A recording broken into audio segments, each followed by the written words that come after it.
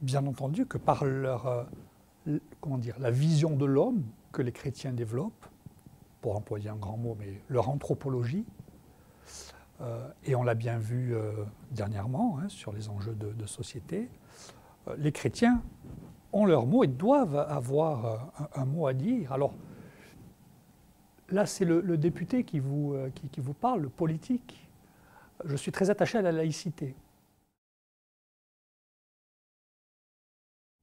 Justement, comment des chrétiens, héritiers du christianisme social, engagés en politique et très respectueux de la laïcité, comment est-ce qu'on arrive à nourrir notre action politique sans toutefois, comment dire,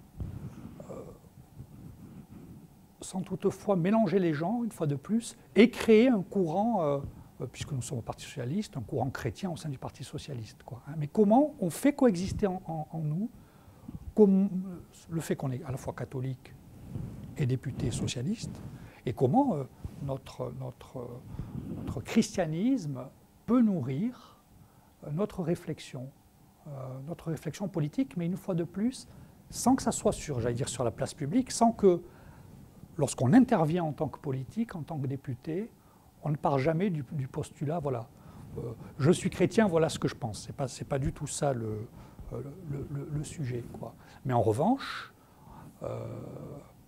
je pense qu'il y a finalement, comment dire, il y a deux types d'humanisme. Il y a l'humanisme, on va dire, l'humanisme laïque, athée, à gauche, mais il y a aussi l'humanisme chrétien, hein, qui fait partie, qui est une grande tradition.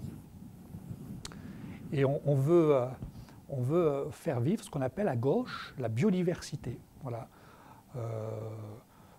Les chrétiens, je crois, ont profondément enrichi la réflexion de la gauche et l'histoire politique de la gauche, tout en respectant, j'insiste beaucoup toujours, la laïcité, quoi, voilà.